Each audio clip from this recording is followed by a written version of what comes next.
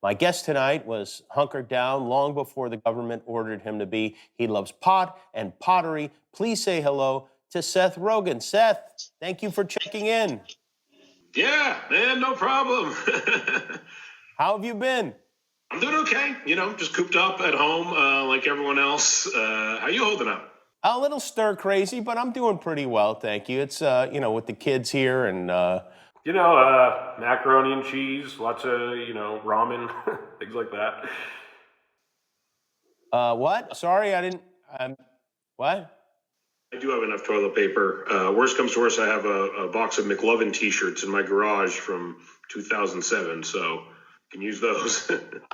Yeah, I didn't ask about toilet paper. Seth, can you hear me? Seth?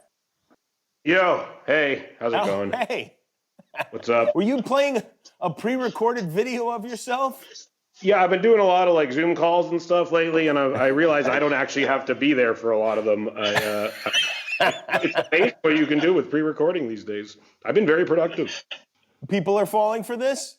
Yeah, I gave a speech at a bar mitzvah last week, and I sold a pitch to Paramount. So, yeah. Well, you know what? You're really one of our nation's greatest minds. Seth, you seem to be a person who is actually cut out for this stay-at-home thing. I mean, like your hair, your beard, just the kind of stuff you're into, your hobbies. Yeah, this has not been, we are not all in this together because this has not been that bad for me. I'll be totally honest. This has been fine. I am built for this. I've kind of been self-isolating since 2009, I think, to be totally honest.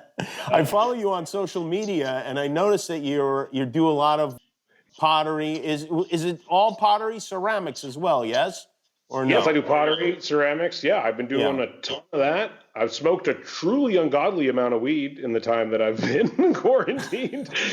More than normal. Yeah, thank God it's been declared an essential service because it is truly, for me, it is essential.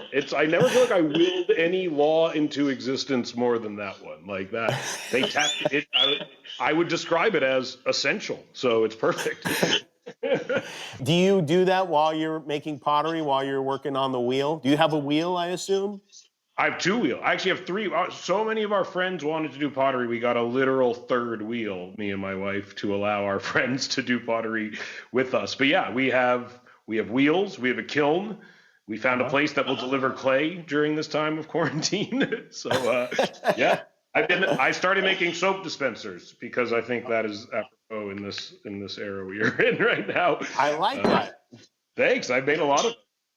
Here's another soap dispenser. Yeah, they're pretty. Here's another one I made. This is a lovely one. This is what happens. It's funny. You have this beautiful homemade object that you sculpted with your hands, and yet you have no choice but to put some piece of Chinese plastic pump in the top of it. I know, exactly. One day I'll learn to make these. That's the next pandemic. I'll learn to make actual. I would love to be your third wheel. I'd love to come over and maybe just the two of us take off our shirts and reenact the scene from Ghost, It gives us something to look forward to if they ever end this. Happy belated birthday, by the way. I know yesterday was your birthday. It was my birthday. What do you do when you can't go anywhere? I did. My wife actually did arrange for some of our friends to drive by our house and wave to me, which I realized for me is perfect. That's all I want is to see everyone for 15 to 25 seconds. I don't want to get too close.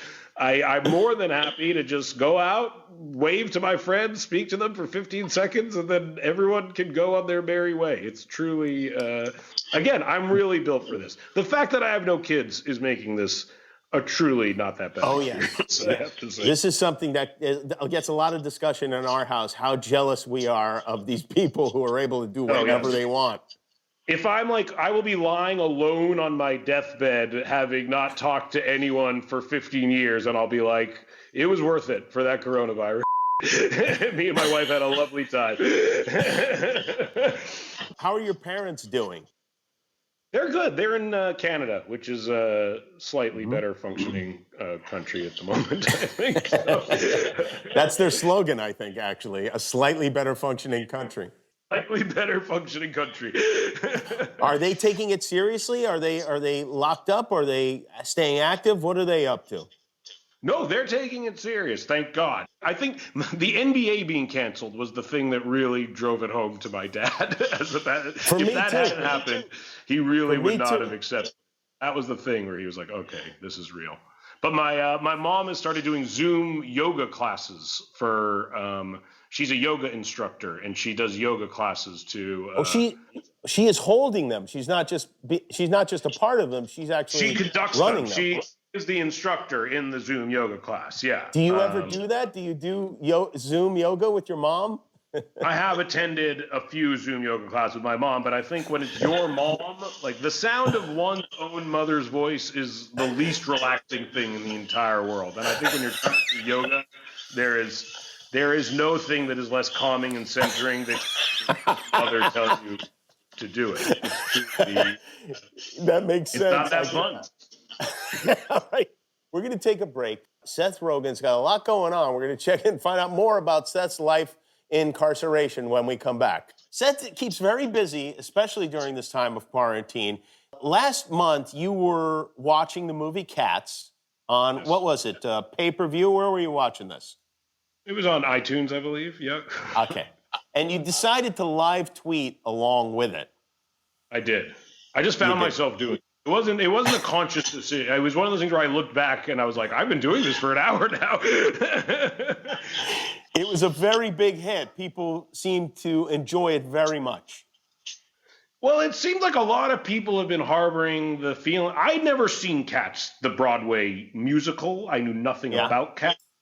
And what I was shocked. It's appalling. It makes no sense. It's crazy.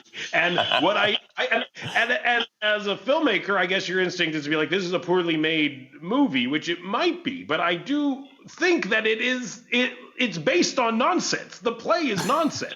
And it long supports a theory I have that, like, when something is live, you have a much lower tolerance for how good or bad it is. Like there are things like and Cats is the perfect example. Like, that survived on Broadway for like 40 years. It sucks. As soon as you commit it to film, you see how it makes no sense. And it's like you walk down the street, you'll see a guy like banging on like buckets, and you'll watch that for an hour. But like, you wouldn't watch a film of that happening for an hour.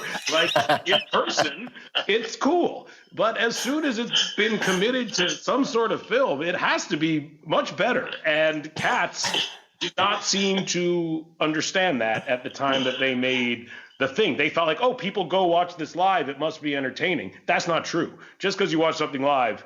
I once saw a guy like balancing like a dishwasher on his chin. I go live. You're like, that's amazing. I wouldn't pay to go see that in the movie theater. Did you hear from any of the cast after you went through it? No, but a visual effects artist who worked on the film actually reached out to me and told me the greatest piece of news I've ever heard, which is that up until very close to release, all the Cats had buttholes. And they realized very close to release that was a potentially bad idea. I keep doing this. And they had the visual effects artists frantically erase all the buttholes from the Cats in the weeks leading up to the release. But that means somewhere out there exists a cut of that movie that is even crazier than the cut that was released, in that every cat. Oh, I hope there's a director's cut with the butthole cut. Butthole cut. We're gonna try that on our show, I think. Actually, we're gonna CGI out all the buttholes. Exactly. Since we are going through a very difficult time, each night I'm going to be making a donation to a charity of our guest's choice, and you have a charity that you have been very active with for a very long time. Tell us about that. Well, we have a charity, HFC. My mother-in-law passed away recently of Alzheimer's. She had early onset Alzheimer's from the time she was in her mid-50s. And ever since then, we started a charity. And now especially, my father-in-law was her caregiver for years and years and years. And he had help, people coming into his house to help him care for her. And in times like this, caregivers have nothing. The people that they generally rely on are not there. they are really alone. And one of the things we've done just recently is try to create more online support groups for people so they can share their pain and their anguish in these times. And I think this virus has really affected a lot of people in a lot of ways, but there are people who were kind of already dealing with disease, and this has just made that time much harder. So HFC. I know you do a lot for them. The website is wearehfc.org. Seth Rogen, thank you, Seth. You are a delight in every way. I appreciate you taking some time. No problem. A pleasure, Jimmy. Stay clean. Wipe it down.